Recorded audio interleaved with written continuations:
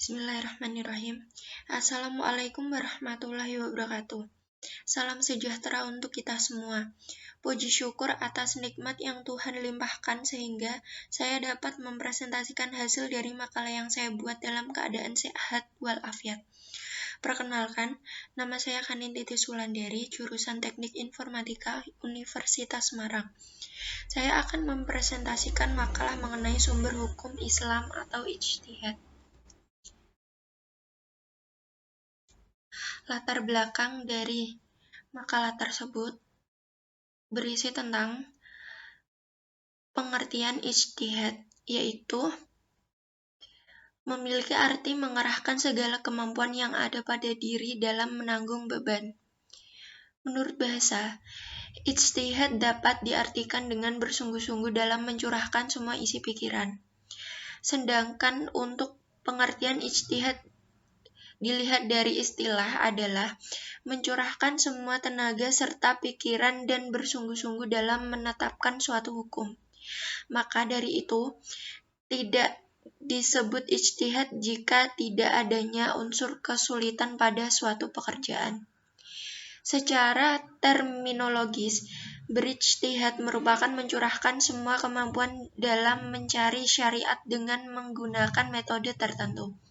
Ijtihad sendiri dipandang sebagai sumber hukum Islam yang ketiga setelah Al-Quran dan hadis. Ijtihad juga menjadi pemegang fungsi penting dalam penetapan hukum Islam. Orang yang melaksanakan ijtihad disebut dengan mujtahid, di mana orang tersebut adalah orang yang ahli tentang Al-Quran dan hadis.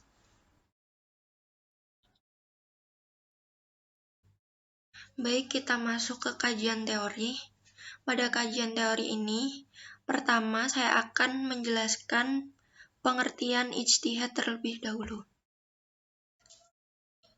Dikutip dari jurnal yang berjudul Ijtihad sebagai alat pemecahan masalah umat Islam, kata ijtihad berasal dari kata al-jahd atau al-jud yang memiliki arti al-masyaqqat atau kesulitan atau kesusahan, dan atau qad kesanggupan dan kemampuan, atas dasar pada firman Allah Subhanahu wa taala dalam Quran surah Yunus ayat 9 yang artinya, dan mencela orang yang tidak memperoleh sesuatu untuk disedekahkan selain kesanggupan. Pengertian ijtihad sendiri dapat dilihat dari dua sisi, yakni pengertian ijtihad secara etimologi dan pengertian ijtihad secara terminologi. Pengertian ijtihad secara etimologi memiliki pengertian pengerahan segala kemampuan untuk mengerjakan sesuatu yang sulit, sedangkan pengertian ijtihad secara terminologi adalah penelitian dan pemikiran untuk mendapatkan sesuatu yang terdekat pada kitabullah atau syarah dan sunnah Rasul atau yang lainnya untuk memperoleh nas yang makbu, agar maksud dan tujuan umum dari hikmah syariah yang terkenal dengan masyalahat. Kemudian Imam Al-Amidi menjelaskan pengertian ijtihad yaitu mencurahkan semua kemampuan untuk mencari hukum syarah yang bersifat dani, sampai merasa dirinya tidak mampu untuk mencari tambahan kemampuannya itu. Sedangkan menurut mayoritas ulama ushul fiqh, pengertian ijtihad adalah pencurahan segenap kesanggupan secara maksimal seorang ahli fikih untuk mendapatkan pengertian tingkat dani terhadap hukum syariat.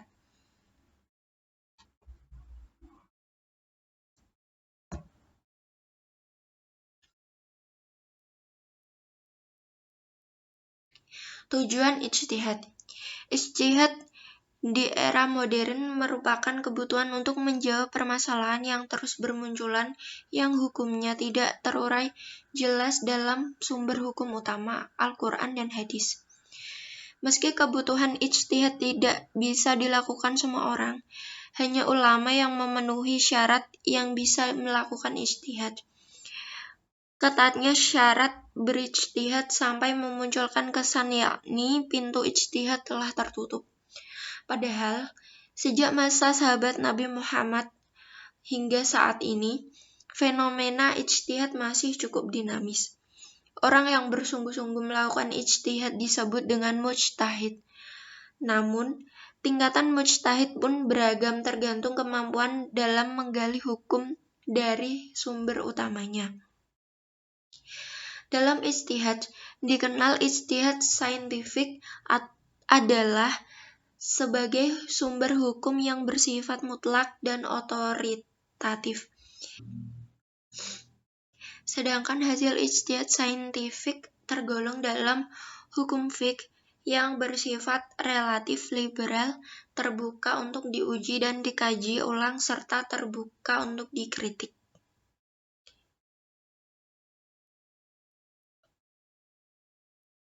Ijtihad juga telah tumbuh sejak masa-masa awal Islam, yakni pada zaman Nabi Muhammad SAW, kemudian berkembang pada masa-masa sahabat serta masa-masa generasi selanjutnya.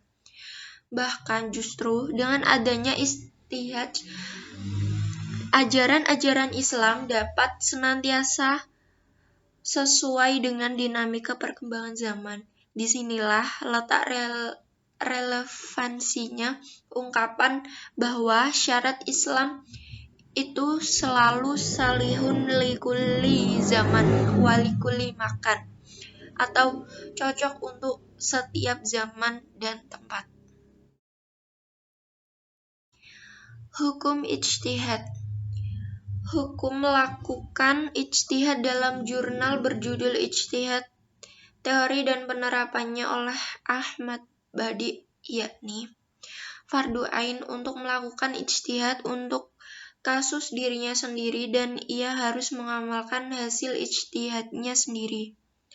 Fardu ain juga untuk menjawab permasalahan yang belum ada hukumnya dan bila tidak dijawab dikhawatirkan akan terjadi kesalahan dalam melaksanakan hukum tersebut dan habis waktunya dalam mengetahui kejadian tersebut. Fardu kifayah.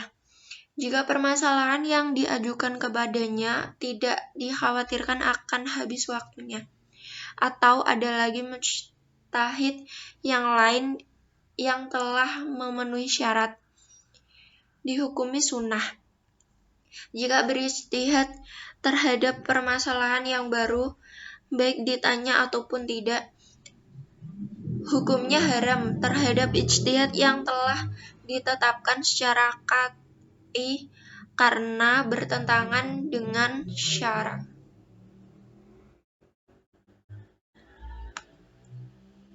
Fungsi ijtihad. Dasar dari ijtihad adalah Al-Quran dan Sunnah. Jadi, para ulama tidak sembarang menentukan hukum dari suatu permasalahan.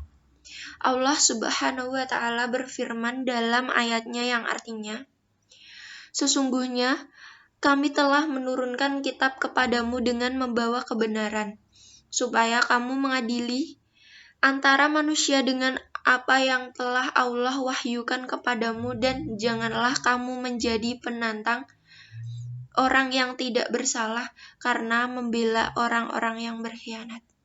Quran Surah An-Nisa ayat 105. Fungsi ijtihad sendiri diantaranya adalah fungsi ijtihad al-ruju' atau kembali, mengembalikan ajaran-ajaran Islam kepada Al-Quran dan Sunnah dari segala interpretasi yang kurang relevan. Fungsi ijtihad al-ihya atau kehidupan, menghidupkan kembali bagian-bagian dari nilai dan Islam semangat agar mampu menjawab tantangan zaman.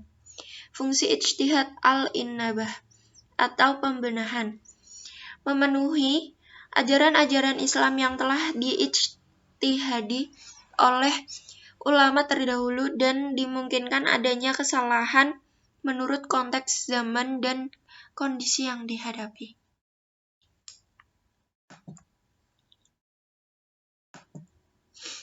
Rukun ijtihad. Adapun rukun ijtihad adalah al-waqi', yaitu adanya kasus yang terjadi atau diduga akan terjadi tidak diterangkan oleh nas.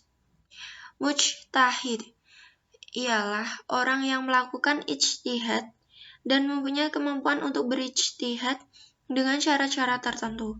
Mujtahid fil ialah hukum-hukum syariah yang bersifat amali atau taklifi dan dalil syarah untuk menentukan suatu hukum bagi mujtahid fil.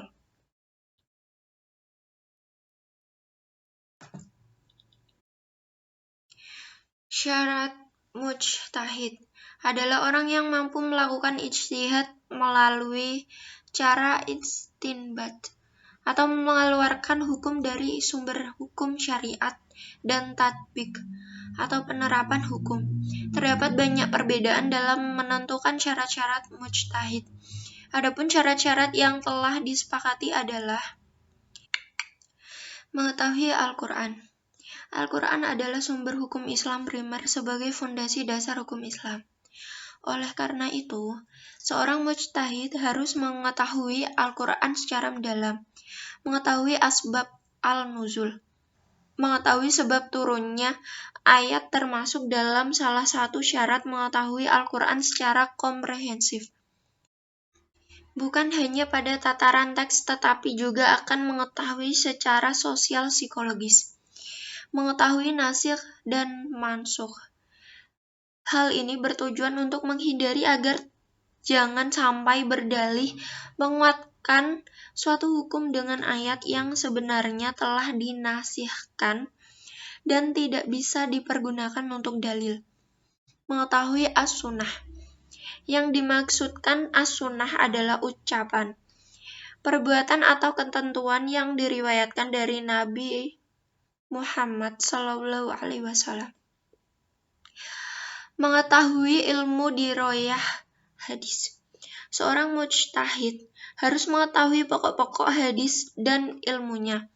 Mengetahui mengenai ilmu tentang para perawi hadis, syarat-syarat diterima atau sebab-sebab ditolaknya suatu hadis, tingkatan kata dalam menetapkan dalil dan cacatnya seorang perawi hadis, dan hal-hal yang tercakup dalam ilmu hadis. Kemudian, mengaplikasikan pengetahuan tadi dalam menggunakan hadis sebagai dasar hukum. Ini adalah syarat mujtahid yang lainnya, yaitu mengetahui hadis yang nasikh dan mansukh, mengetahui asbab al-wurud hadis, mengetahui bahasa Arab, mengetahui tempat-tempat ijma.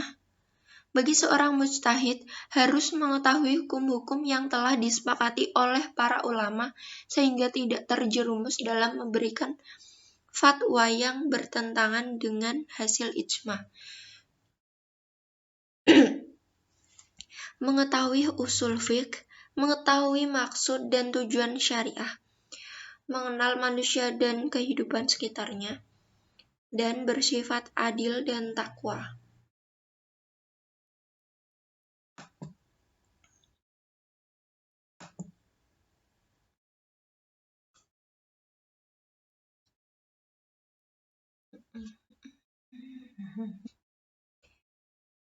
Sekian presentasi dari saya. Terima kasih atas perhatiannya. Kurang lebihnya mohon maaf. Demikian akhir presentasi saya. Semoga bermanfaat untuk kita semua. Wassalamualaikum warahmatullahi wabarakatuh.